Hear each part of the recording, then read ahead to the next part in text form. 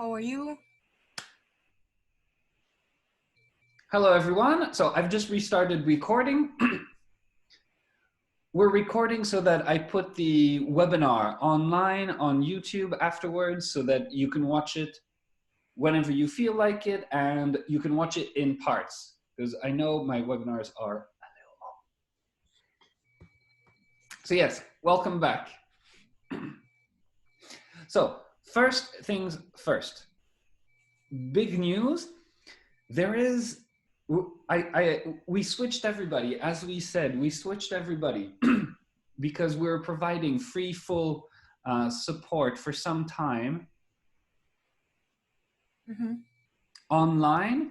We had everything was set for on free to show solidarity with everyone.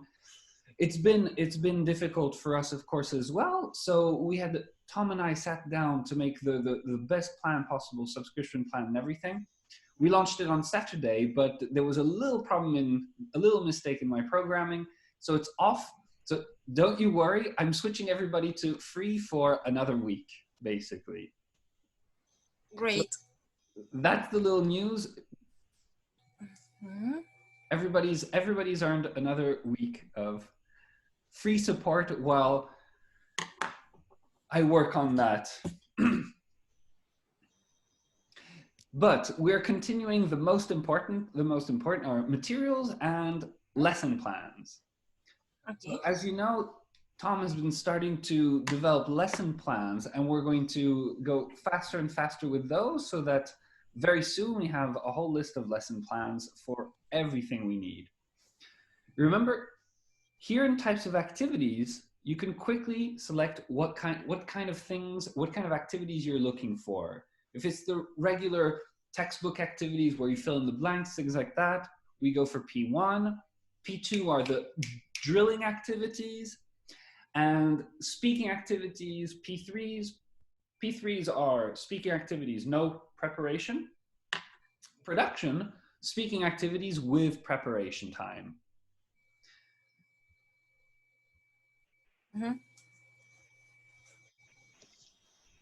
One of my favorites, I think you know, one of my favorites here are projects as well. I love digging deep into the projects folder. But today I want to take a longer look at lesson plan folder because we've added a few lessons for conditionals, and we're going to continue adding these in this style.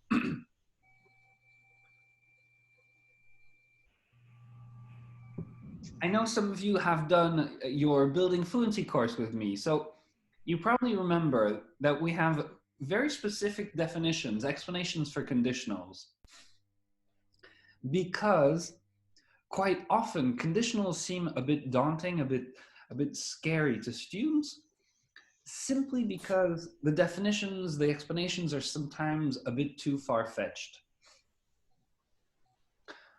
Second conditional in particular, I would say, so here, there are ideas of how you can present the topic. A YouTube video that is always there with a teaching approach to second conditional, and you'll see there that Tom explains it in this way. The typical traditional explanations of second conditional is an unreal situation, an imaginary situation.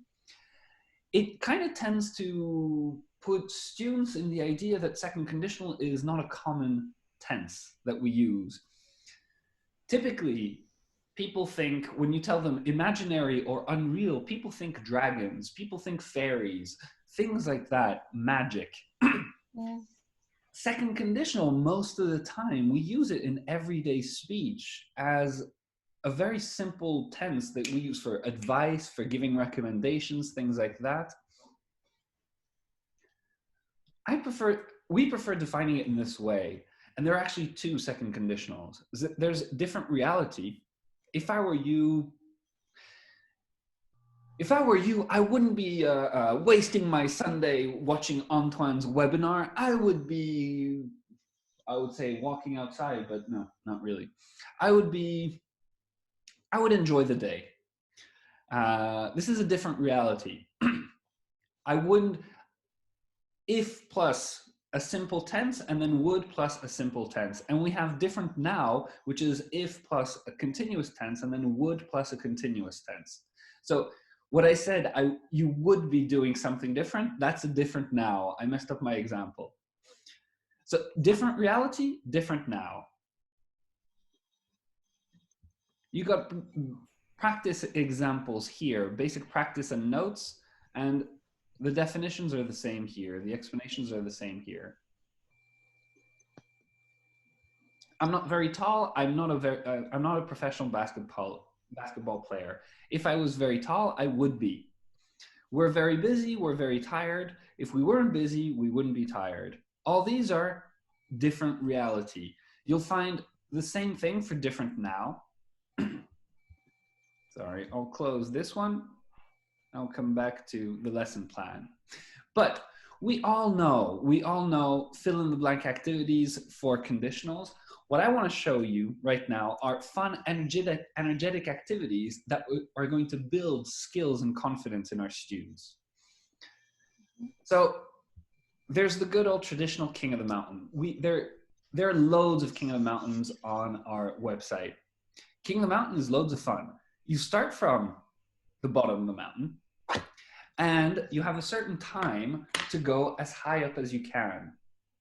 So for example, I set my timer right now to 30 seconds. I tell my students, all right, ready? They shouldn't look at it first. There's no preparation. So they flip the page over and say, okay, ready everybody? Ready, steady, go. 30 seconds. We unflip the paper and go, okay, if it was very cold outside, well, I wouldn't go out.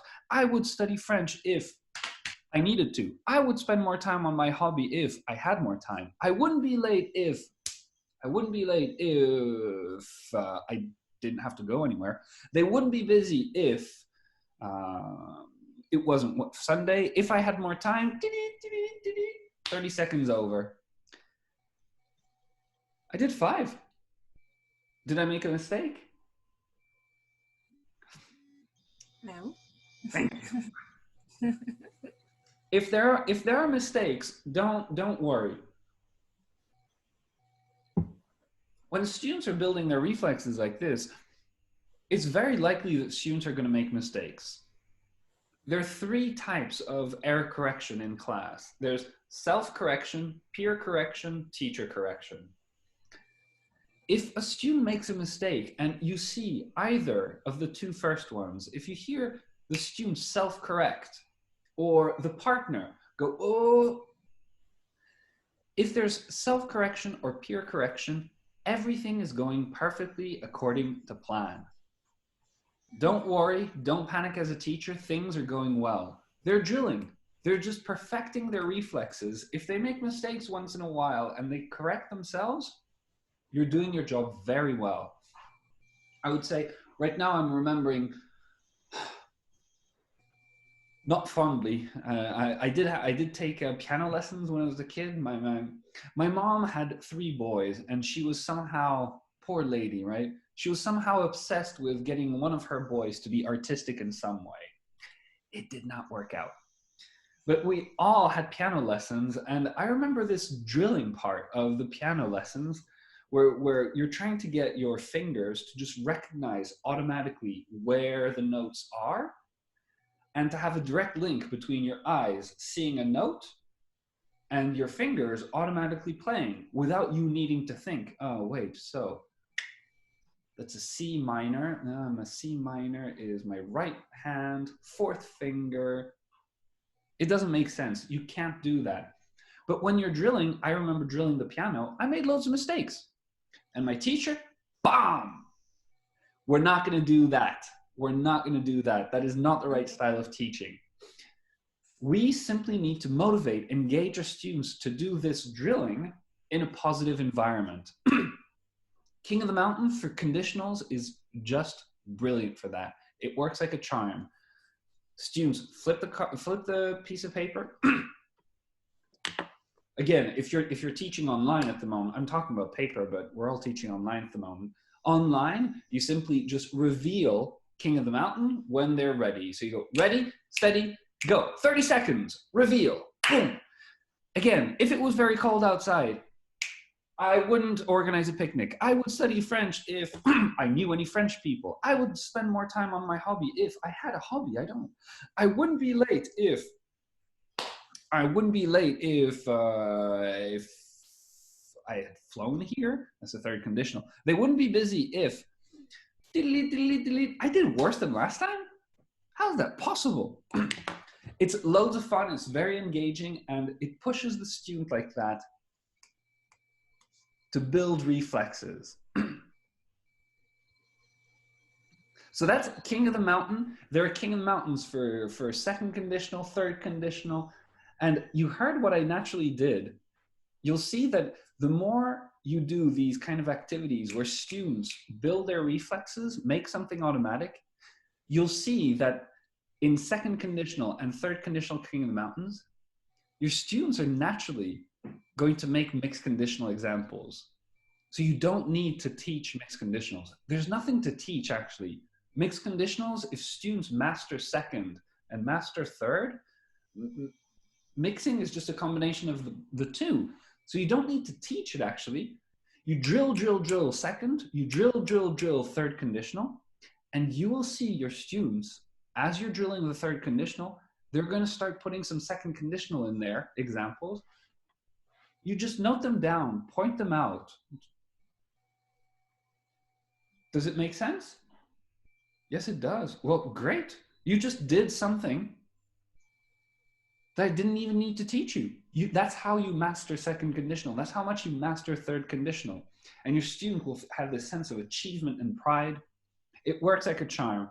So king of the mountain for drilling, different now, different reality. And then we need a bit of speaking practice, because we need our students, we need them to not just build their reflexes, but we need to see if they're finally getting to that fluency where they can use it in mini conversations, we call these.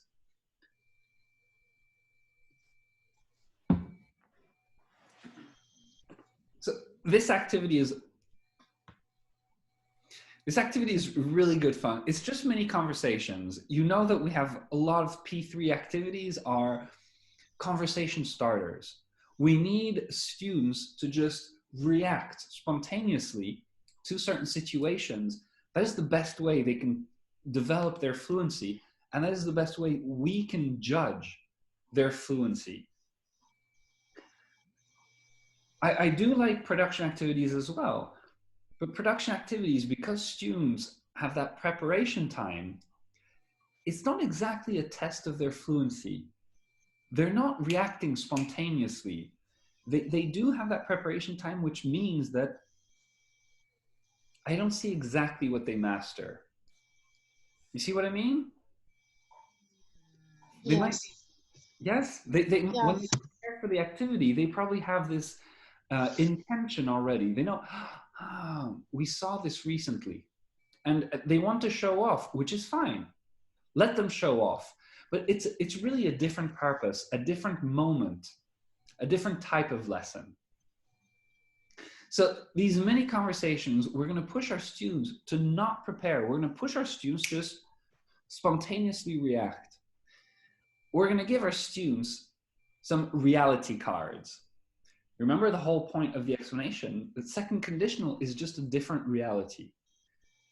You have all these skills, all these tenses, present simple, continuous, all these different phrases, chunks to speak about reality, to describe reality.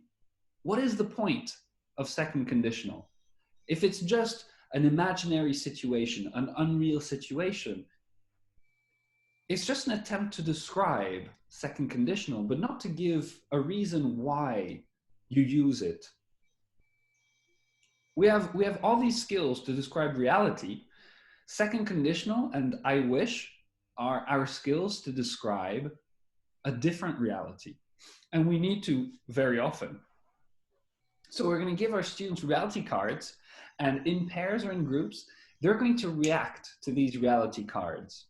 So in the instructions, for example, the reality card, the first one is, I don't have a good job. Student A just reads the reality card aloud. Student B is going to respond with a criticism.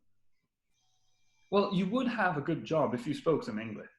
Student A is going to try to defend himself or herself. I would speak English if I had more time to study. Let me give you an example of these mini conversations. So we've done, I don't have a good job. The police want to talk to me.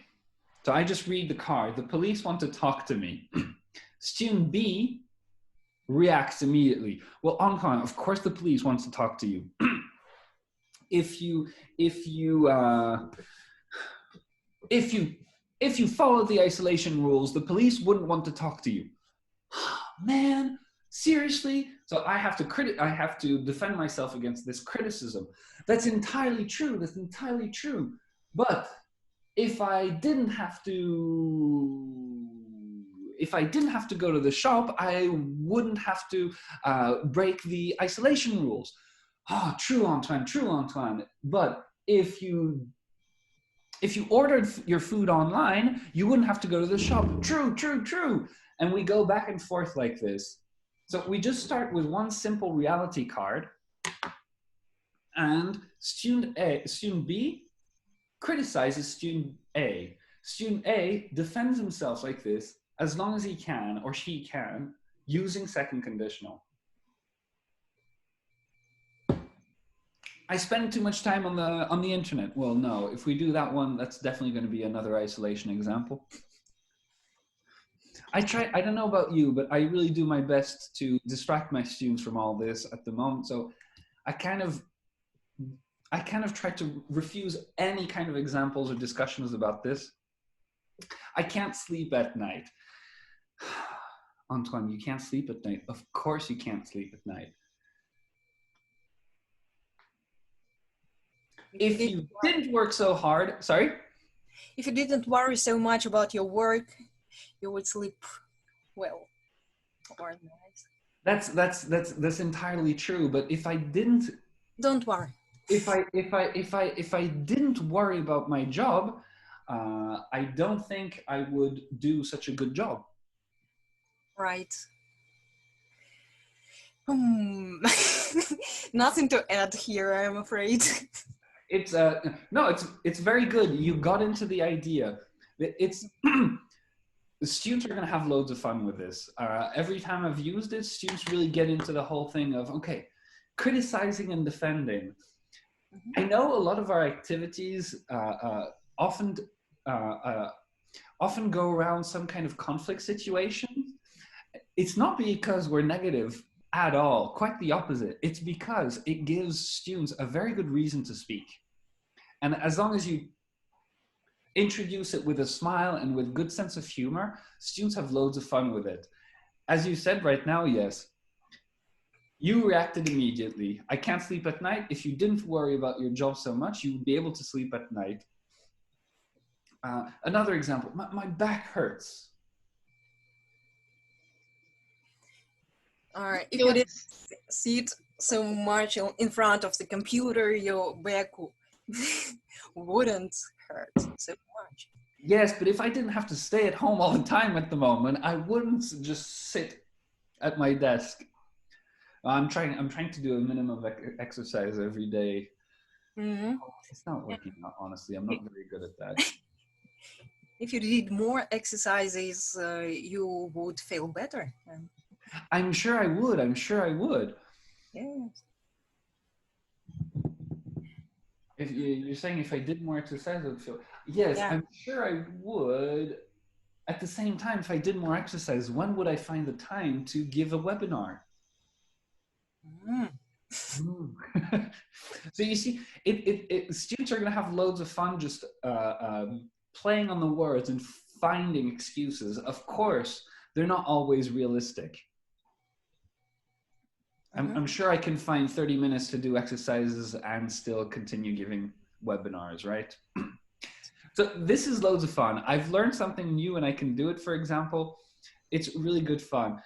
We've got a little link for some homework, some more basic practice that you can just give your students. And I wanted to go over the lesson plan for third conditional as well. So I'm going to show you lesson plan 1, but there's a lesson plan 2 as well. Third conditional is loads of fun. Oh, again, I never grow tired of showing this off, but remember that these are all tags. So I know it gets, whenever you're using a website and search engines, I find at the beginning you need time to get used to it, basically. These are all tags, and if you click on them, they add themselves automatically to the filters. If I just click on them again, they disappear. I click, they disappear. So here right now I have a bit of everything.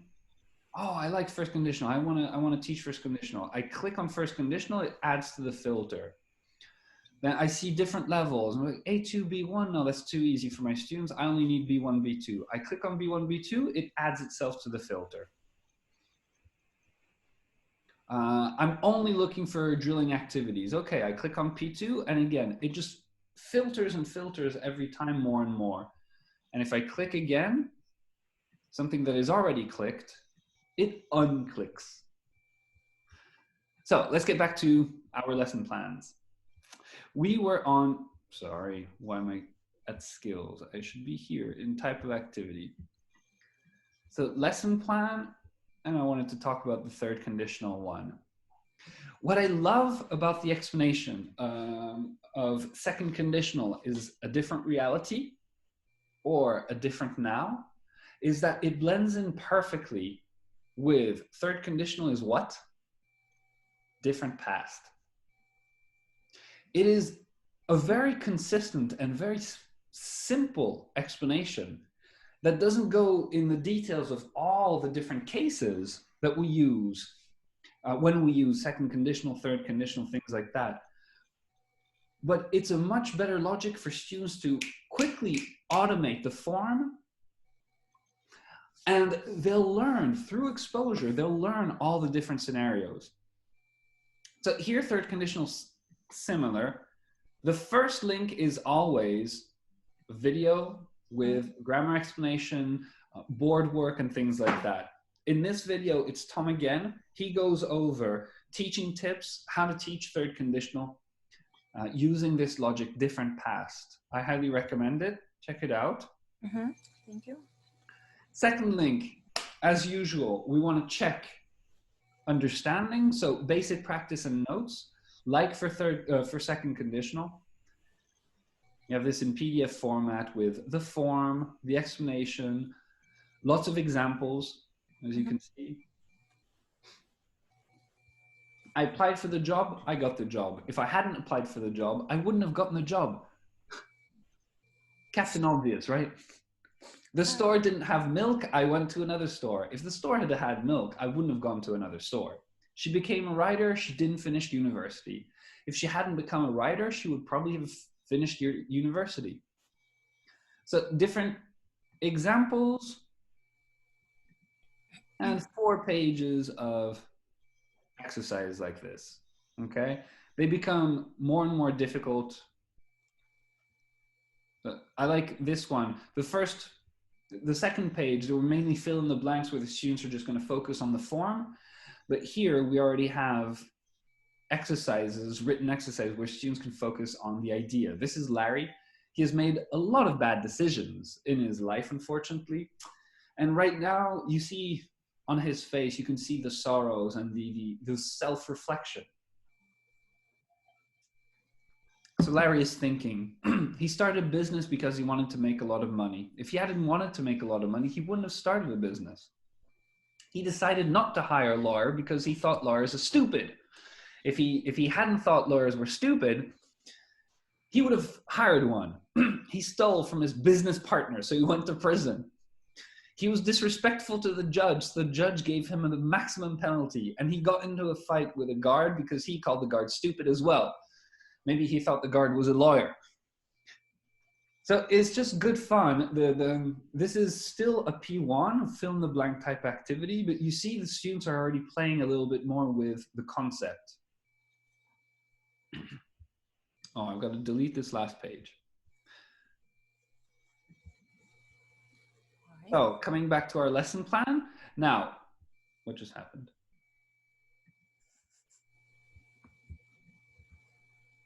Coming back to our lesson plan. Boom, boom, boom. Now, you saw it coming. As for the second conditional, this is really, King of the Mountain is my favorite way to drill conditionals now. Students start at the very, very bottom of the mountain. You give them a certain amount of time to go as high up the mountain as they can. We can try it together now again. I'm going to take my phone and put up, wait.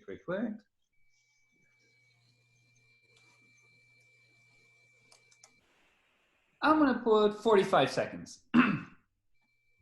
Try to do it yourself at home if you like. It's going to be good fun. So I'm going to click on preview. When I click on preview, I start the timer. And at home, very simply, you can write them down or you can say them orally. You'll see both ways work the same. The idea is to start at number 1 and try to go as high up the mountain in 45 seconds. Ready, steady, and let's go. If I had had more time, I would have gone to the cinema. I would have gone to China if I had to. If he'd been smarter with his money. He wouldn't have wasted so much. He wouldn't have wasted so much. Very good. I would have brought my umbrella if I didn't hurt somebody with it. My head wouldn't have hurt if I had slept well, maybe. If we hadn't gone to the hospital. I don't know. Done. 45 seconds done. So you see, it's engaging. You want to achieve. You want to do well. And as time progresses, I give this for homework as well to my students, telling them, hey, in class together, 45 seconds, for example, you did 5. I want you just a few minutes every day. You see, this is literally homework that if you ask your students to do it 3 times, 3 times 45 seconds is 2 minutes and 15 seconds. It's 2 minutes and 15 seconds of their day every day that you're asking them to do. It's really easy to convince students that, hey, I'm going to give you less fill in the blank type homeworks if you actually follow this homework and I see some progress. So I give my students this, I tell them, hey, for example, Olga, right now, you did 5 in 45 seconds. I'd like you to continue training this. If you were my student, I would say this. And next lesson in 1 week, I think in a week you can achieve number 9 in 45 seconds. Okay? So we'll check at the beginning of next lesson. We'll start with this and we'll see if you can reach 9 in 45 seconds. And students get into the challenge. It's homework that I see now that my students do their practice 2 style homework. They're drilling homeworks. They're more likely to do it than their P1, their fill in the blank type homeworks. Because it's more engaging and because it takes less time. I believed when I was growing up, when I was becoming, the new generation of professionals, when I was 25 and things like that, I had the impression that we were a generation that never had enough time, that was always in a rush and things like that. And I see the young generation now and I realize that they're the champions. I thought we were the champions and we were shocking our parents, but no. They now, you ask them to do 15 minutes of homework and it seems like the end of the world. So practice 2 style homework, drilling is even less time consuming on them, but it's more engaging. And that's really what this young generation is all about. If they don't feel engaged, they don't do anything. There's no point to it. It's almost it's almost as if we've lost all sense of personal control. I mean, I think if I'm bored, it's up to me to change things. If I'm not motivated, it's up to me to change things. But now it's a different logic. Our students consider that if they're not motivated, if they're not engaged, it's not their problem. It's your problem, the teacher.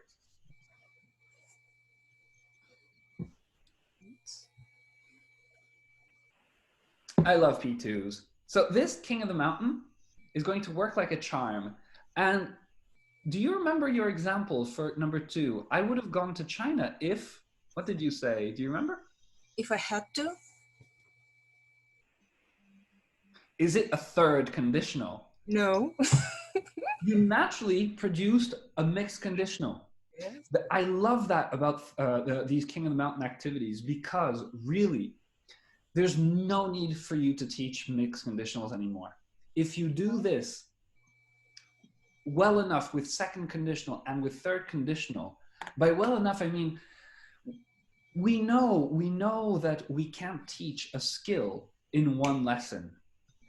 We unfortunately, we get lesson plans from course plans, course programs from schools, from governments, and from textbooks, where it seems that, you know, we're supposed to teach second conditional in one lesson, and after our students master it. So for some holy reason, I don't know how it happens, it's amazing.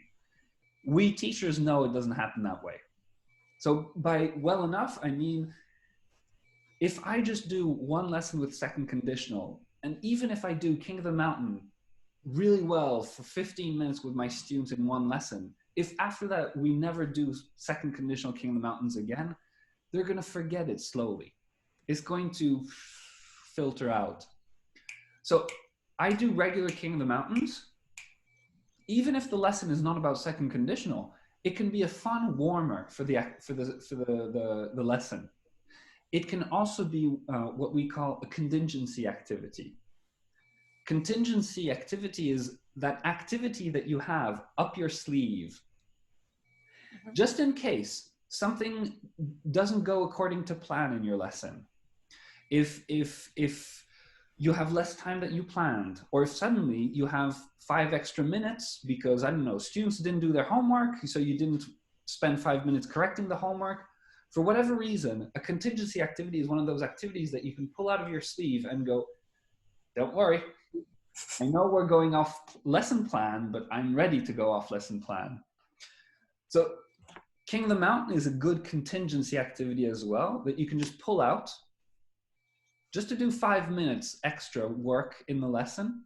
And it's very useful for the students if they do it enough, second conditional, third conditional, then just like you all go, they're just going to naturally at one point produce some second conditional examples while you're doing a King of the Mountain for third conditional, and you just point them out.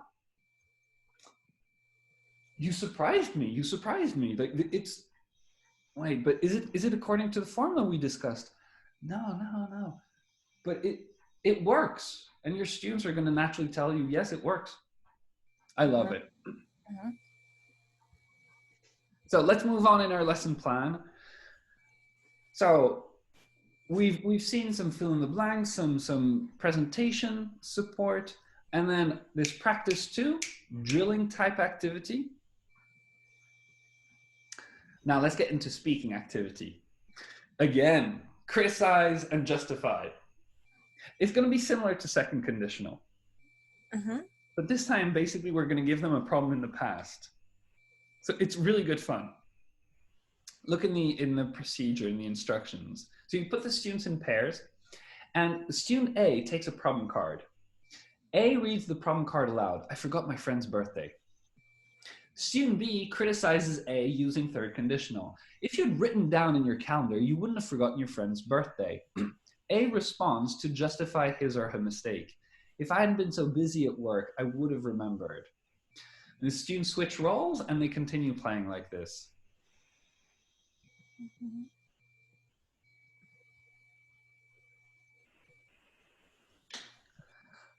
I lost my pet. Antoine, you lost You wouldn't have left your door open. Oh, sorry. If you didn't left your, sorry. If you hadn't left your door open, you wouldn't have lost your pet. True, true, true. Yes. but um,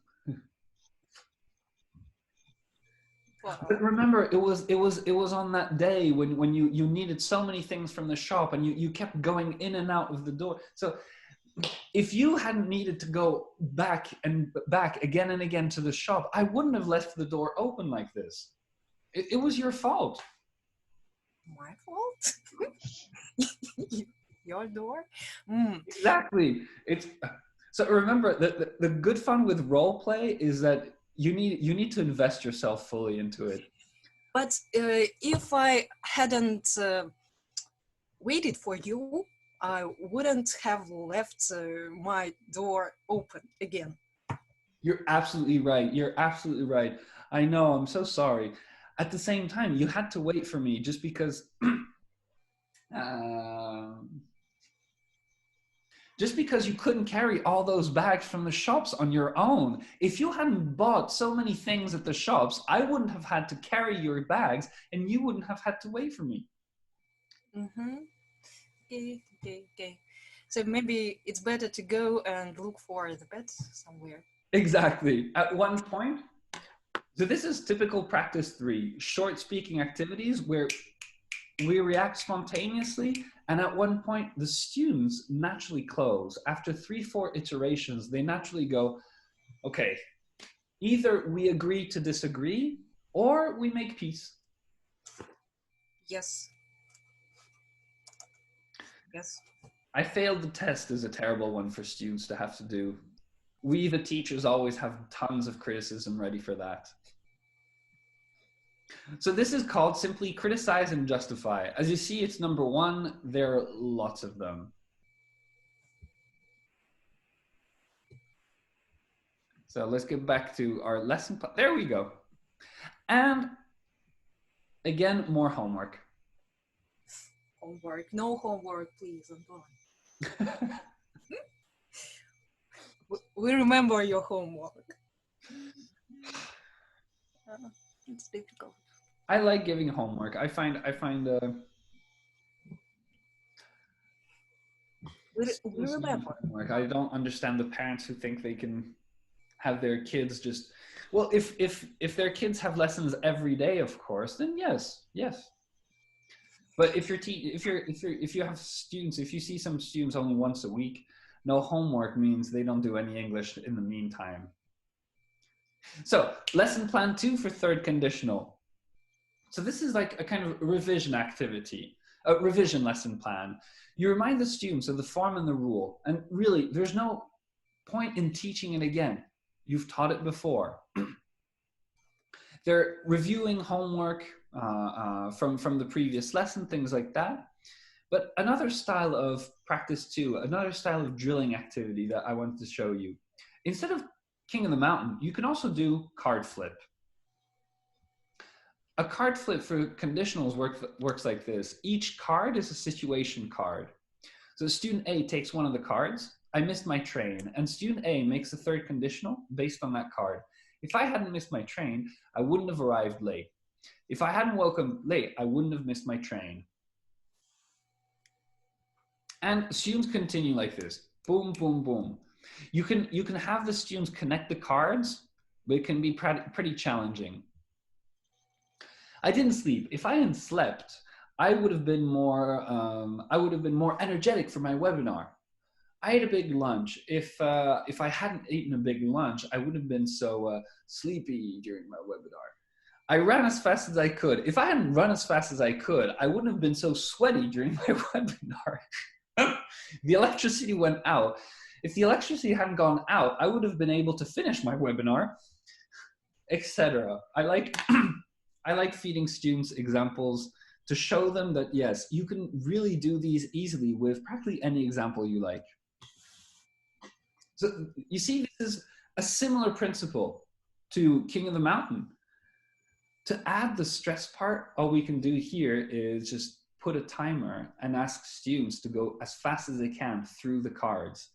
Every time they need, what I love about this is they focus on the form, they also focus on the concept.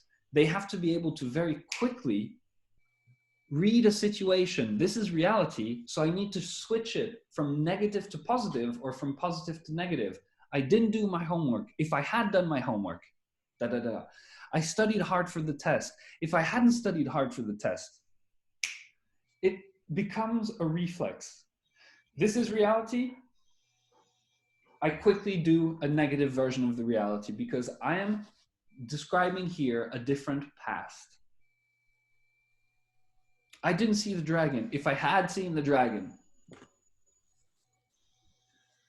I would have thought I was crazy. Faint. Sorry? I would have faint. I would, perfect. So this is card flip for third conditional. Or I would have thought that I'm in Scotland. Maybe. Loch You would have Ness. thought you were in Scotland? Yes. Because of dragons? Because of Loch Ness dragon. Ooh, okay, I wasn't thinking. Yes, true. For some reason, I associate dragons more to China because of the New Year celebrations and things like that, but you're right. Yes, there were dragon legends everywhere. Just not my In first. Russia also there is Megarinich. Sorry? In Russia there is Megarinich. With 3 heads. Uh-huh. 3 heads is called, in English, it's called the 3-headed dragon, right? A chimera?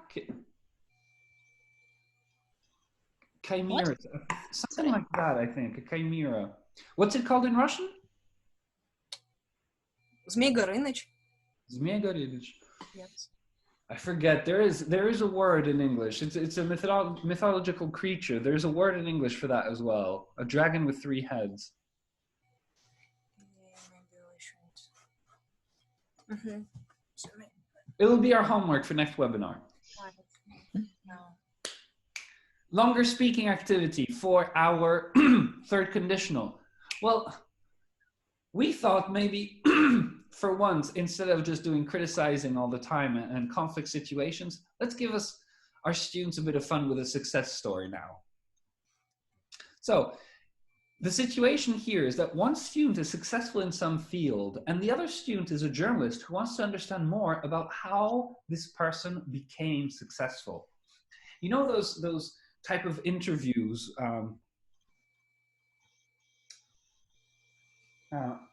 I forget his name. There was a new blogger in Russia that was famous for interviews like that. But yes, these kind of late night show talk hosts, journalists, people who have brief interviews with famous people, asking them questions about how they rose to stardom, how they rose to success.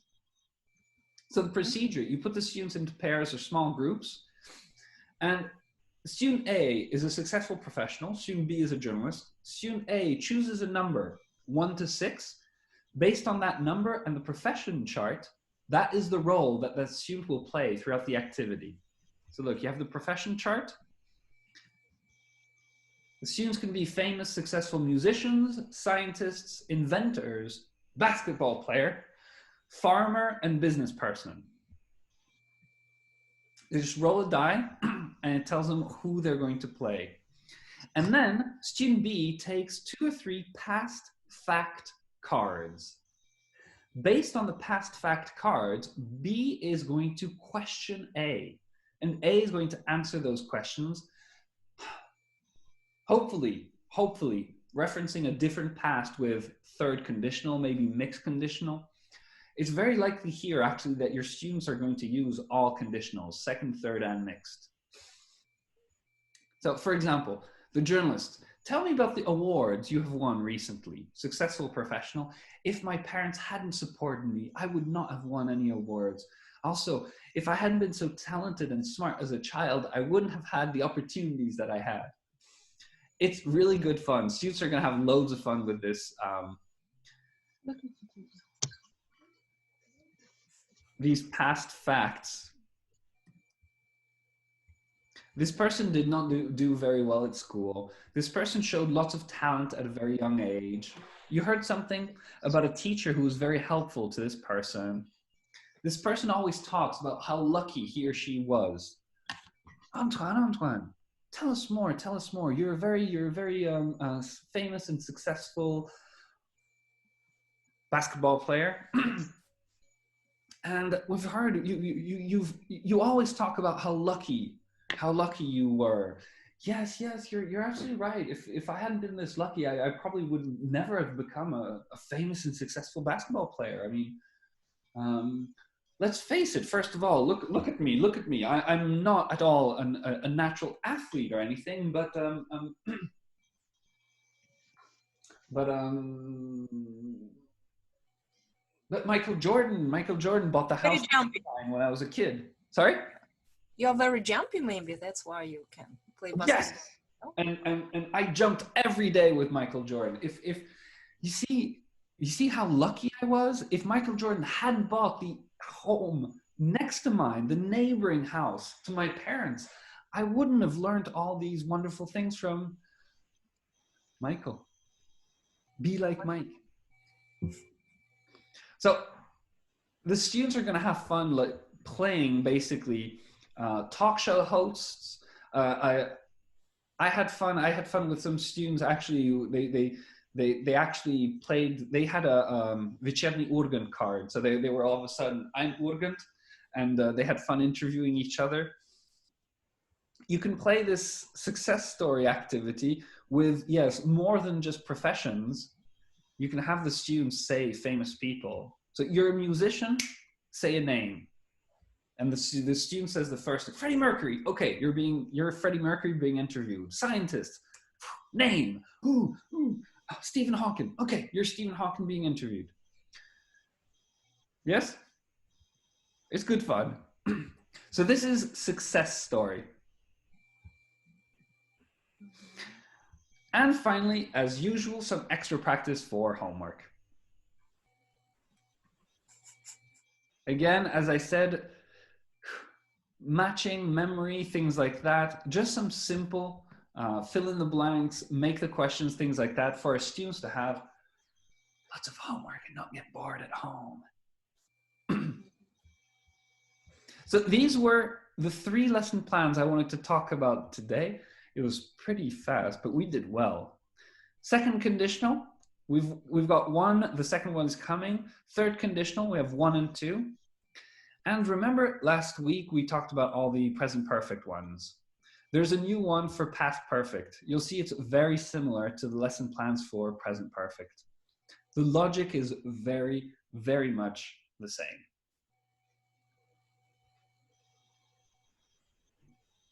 Any questions, any comments on all these? Google переводчик знает только dragon для Змей Горыныч. Ah, really? Возможно, есть еще какие-то варианты, но вот пока только dragon. You know, well, Google Translate for English is definitely like as high up as it can. I don't know. Yes, maybe its Russian version is not great yet. Mm-hmm. We'll search the internet more and maybe we'll offer another translations. Exactly. You know, you can contribute to Google Translate, right? When you... I don't want to, actually. You don't want to? No. Okay, only contribute to Yandex Translate. Find the translation now, Anton. Let's do it now, maybe. I'm not to put it inside. But I don't know. I'm not sure.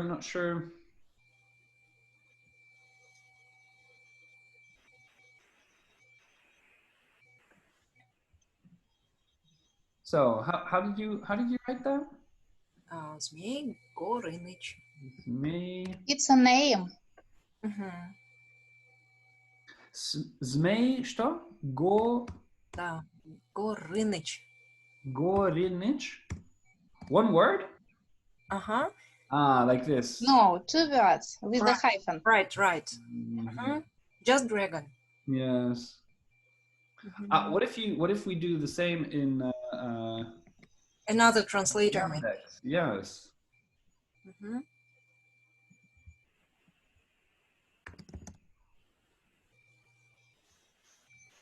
I always forget. Is it yandex.ru or .com? Yes, .ru. Переводчик.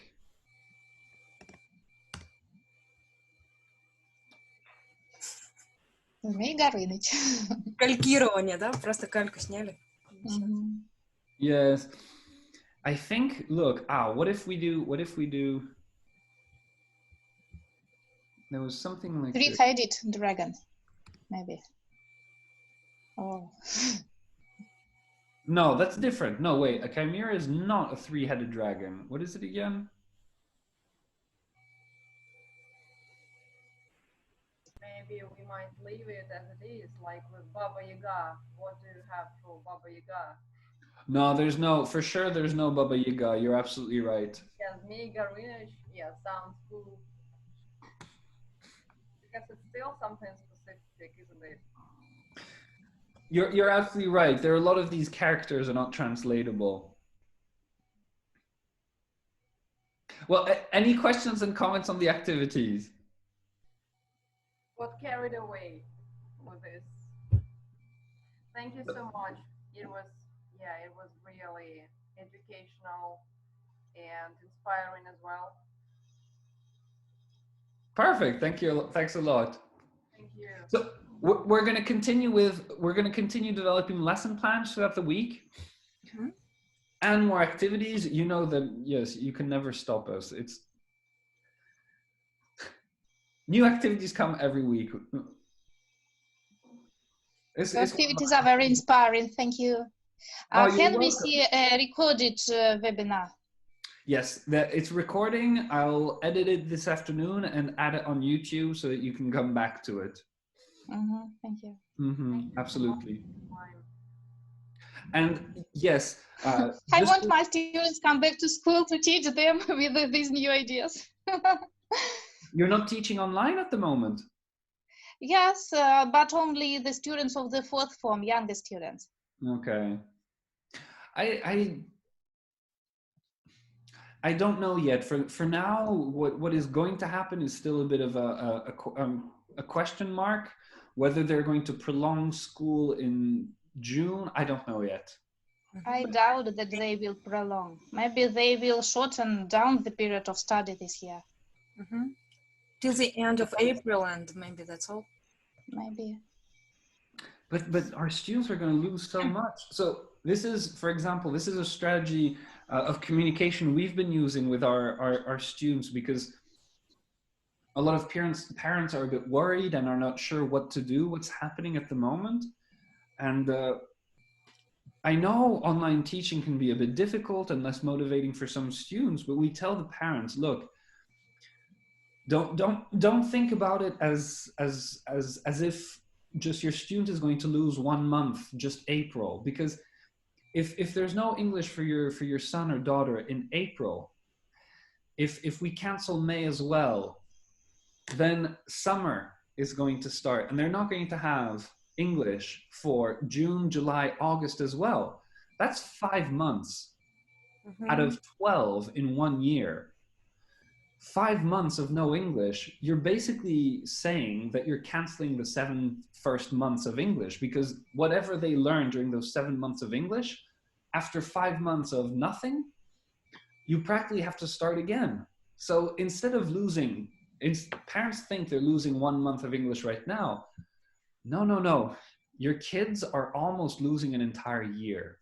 If we cancel everything like this, we're pushing our students to not abandon, to stay on board, because yes, just losing this 1 month can lead to a whole 5 months. I agree, but students and parents say that they are so tired with distant learning, and they are doing their home tasks or just the whole days, and they don't like it. And I know. As teachers, we realize it, and yeah. we want to teach, but we can't force them, for sure. But we can help them see things differently. And just to help them see things through our perspective, I find it's important to make them realize that I know you're talking about just losing 1 month, but you're not talking about losing 1 month. You're actually talking about losing 5 months Yes. And losing 5 months equals losing 12 months of education, basically. And this helps them a bit more. I know it's sometimes a bit boring to do homework at home alone and everything, not be able to go out, but we will prevail. Of course. All right. So we'll continue creating our materials this week. I will work a little bit more on programming on the website. And as I said, everybody's earned an extra week of free full access. So enjoy. Thank you. Thank you. No problem. No problem. Thank you so much. Take care, Antoine. Happy Easter. Happy Easter. Happy Easter, by the way. Thank you. Happy Easter and have a wonderful Sunday. You too. Thank you. The same to you. Bye-bye. Goodbye. Bye.